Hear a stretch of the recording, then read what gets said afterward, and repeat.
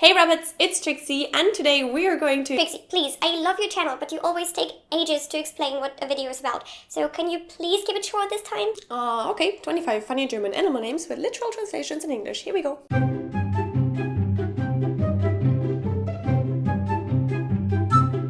First off, I can tell you that a couple of animal names in German work like this. Significant trait plus animal. Oh, wow. That's genius. That being said, the armadillo is, for example, called das Gürteltier, the belt animal. Another one would be the skunk, das Stinktier, the stink animal, which would also suit some people I know. Also, a really nice one, das Schnabeltier, the beak animal, describing the platypus. And I really don't know what went wrong there. I mean, a platypus is a mammal that lays eggs. It spends a long time of its life underwater. It looks like a freaking duck beaver. And male platypus can produce venom. So sure, we have to call it beak animal because the beak. Seriously, of course that's the most interesting feature about that animal. Then there is the sloth. If you're German and you want to practice the TH, say this sentence. Then there's the sloth. It's called das Faultier in German, meaning the lazy animal. So it comes close to the English word sloth, which is also the deadly sin of laziness. And last but not least, das Murmeltier, the groundhog, which is a bit funny because Murmel can mean the marble, or it can mean to murmur. So it's like the marble animal or the murmur animal. But that's just what you would think if you don't know it better. The Murmel in Murmeltier actually derives from the Old German word murmunto, which again derived from the much older word mus montis. And mus montis means bergmaus, mountain mouse. So das Murmeltier is the mountain mouse animal. Let's move on to other animals that don't have Tier in their name. What about a rhino? In German, a rhino is called das Nashorn, the nose horn. Oh, poor nose horn. It must be so frustrating to be reduced to your most significant body part. Oh well. Next up, the hippo, which is called das Flusspferd in German, the river horse. I mean, I am okay with the river part, but there's quite some imagination needed to call this a horse, I would say. Let's talk about a really cute animal now. In German, the meerkat is called das Erdmännchen, the little earth man. And actually, it's kind of weird because meerkat sounds a lot like die Meerkatze in German, but that again is a Gwennen. So meerkat, little earthman, and Gwennen, die Meerkatze, the ocean cat. Why not? But cats are not the only animals that we Germans love to throw into the ocean. What about das Meerschweinchen or das Meerschwein? Can you guess the animal? Little hint, it doesn't actually live in the sea. Exactly, it's a guinea pig. Guinea pigs are called little sea pigs in German. Next up, three animals that have sea in their name. In German, that would be See. The sea urchin is called der Seeigel in German, meaning the sea hedgehog.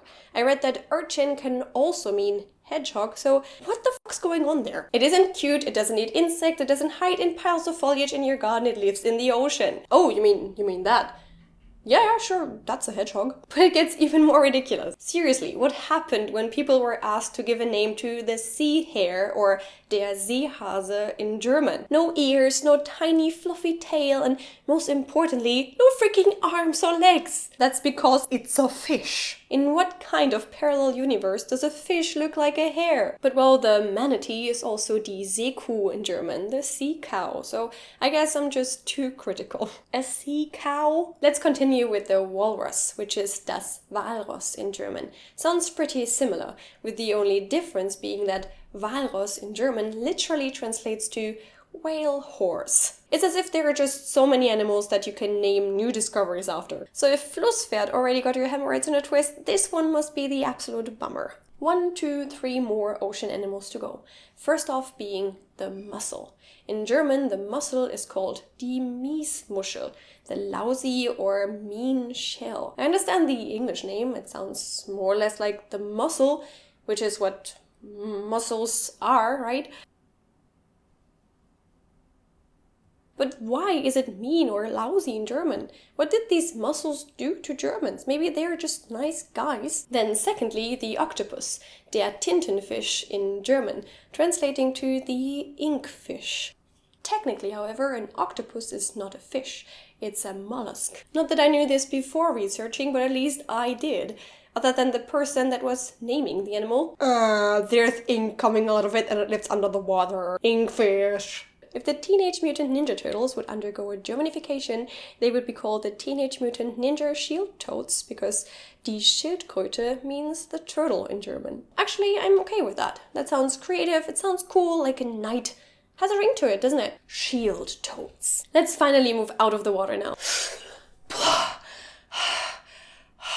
The next animal I want to list is called der Vielfraß in German, and I found 5 translations for it in English, and I don't know which one is correct, so I'm gonna list all of them. Glutton, Quick Hatch, Skunk Bear, Wolverine, or Carcajou. Why so many names for the same animal? In German it's just called der Vielfraß, the much eater. Quite simple, right? I could be called much eater, and it would fit pretty well. With all of these names, I'm tempted to call it by its scientific name. Gulu gulu. Gulu gulu gulu gulu gulu.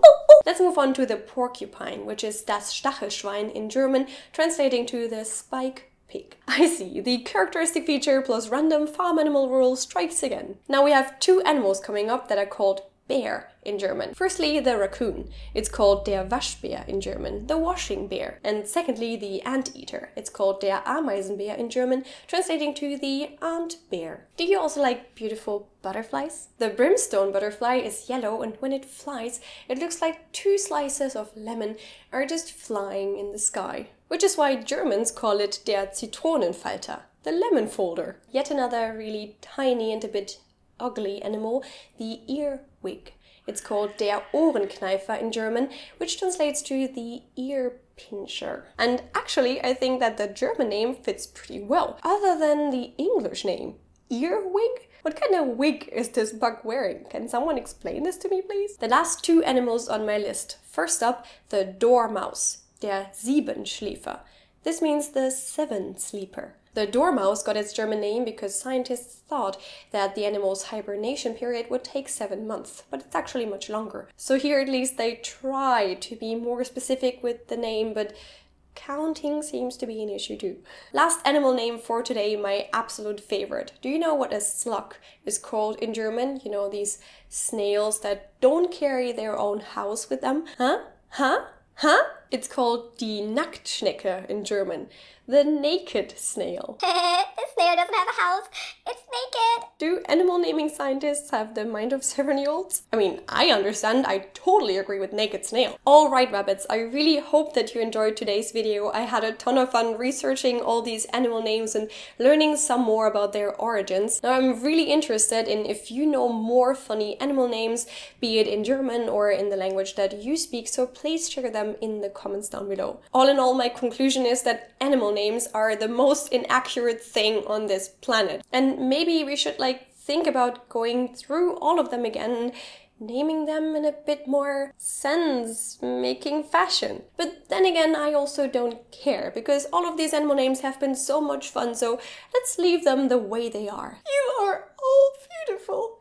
Don't let anyone else tell you differently.